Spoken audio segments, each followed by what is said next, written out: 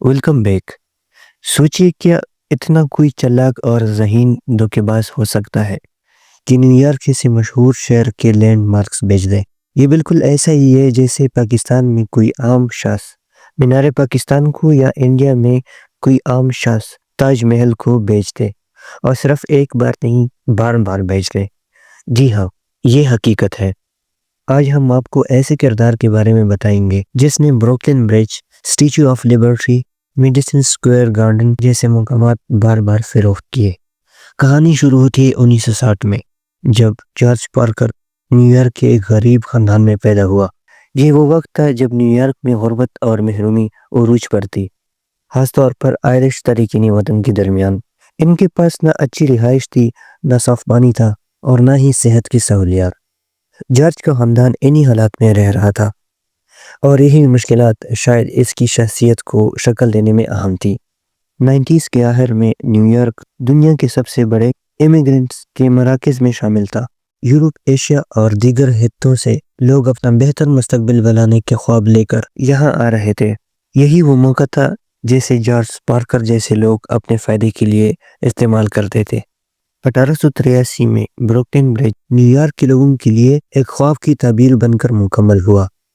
इसकी तामीर में 14 साल लग गए और इसको मुकम्मल करने में बहुत से मुश्किलात का सामना करना पड़ा। कहते हैं कि इसके तामीर में तकरीबन 27 मजदूरों की जान भी चली गई। ये पुल न सिर्फ इंजीनियरिंग का शाहकार था बल्कि न्यूयॉर्क की तरक्की का अलामत भी था।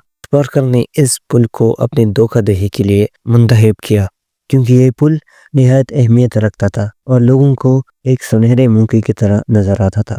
जॉर्ज बचपन ही से गैर मामूली जहानत और चालाकी का मुजाहरा करता था। वो लोगों को मैनिपुलेट करना जानता था। जब जॉर्ज बड़ा हुआ तो वो न्यूयॉर्क की गलियों में लोगों की साइकोलॉजी को गहराई से समझने लगा। उसने जल्दी ही सीख लिया था कि लोगों का एतमाद कैसे जीता जा सकता है और कैसे लोगों की कमजोरियों का फ़ायदा उठाया जा सकता है। जॉर्ज हमेशा एक खूबसूरत बिजनेसमैन के रूप में नजर आता था। वो अपनी चमकदार शख्सियत और मीठी ज़ुबान से लोगों को धोखा देने का फ़न जानता था।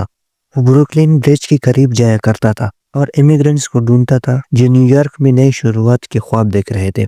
पार्कर उन्हें कहता कि वो एक कामयाब बिजनेसमैन है और ब्रुकलिन ब्रिज पर टोल बूथ लगाने का सुनहरी मौका पेश कर रहा है। वो कहता कि वो ये पुल किसी खास बिजनेस डील के तहत फरोख्त हो रहा है, और जो भी इस पुल को खरीदेगा वो पुल पर गुजरने वाले लोगों से टोल जमा करके लाखों कमा सकता है। पार्कर हर मुतासरा शख्स की माली हालात को देखकर कहानी बदलता। कभी वो कहता कि टोल बूथ में पार्टनरशिप का मौका दे रहा है, तो कभी पूरा पुल बेचने की बात करता। वो मुआहदे के कागजात भी दिखाता जो हकीकत में जाली होते थे। साथ में उसने जाली स्टैम्प्स और जाली सरकारी पेपर्स बनाए थे। पार्कर के मुतासरीन अक्सर पूरी ज़िंदगी की जमा पूंजी इस ख्वाब को ख़रीदने में लगा देते थे, और जैसे ही वो पुल के मालिक बनते वो वहाँ फ़ौरन टोल बूथ लगाने की कोशिश करते। ये मंजर न्यूयॉर्क पुलिस के लिए निहायत हैरत अंगेज़ हुआ करता था। सिर्फ ये ब्रिज ही नहीं बल्कि पार्कर ने न्यूयॉर्क के हर मशहूर लैंडमार्क्स को बेचने की कोशिश की थी। स्टैच्यू ऑफ लिबर्टी जो अमेरिका की आज़ादी की अलामत है, जॉर्ज ने उसे कई बार फरोख्त किया। वो लोगों को ये यकीन दिलाता कि यहाँ पर आने वाले टूरिस्ट से अच्छा खासा पैसा कमाया जा सकता है। मेडिसन स्क्वायर गार्डन एक मशहूर स्टेडियम है। उसने कई बार अमीर लोगों को ये कहकर बेचा था कि वो इसे खरीद कर कंसर्ट्स और मुख्तलिफ स्पोर्ट्स के जरिए इसे पैसा कमा सकते हैं। यहाँ तक कि उसने यूएस ग्रांड टोम को भी कई बार बेचा था, ये दावा करते हुए कि ये इस हिस्टोरिकल प्लेस का ओनर है। इस तरह वो हर बार अपनी चालाकी से अपने शिकार को कायल करता और पैसा लेकर गायब हो जाता।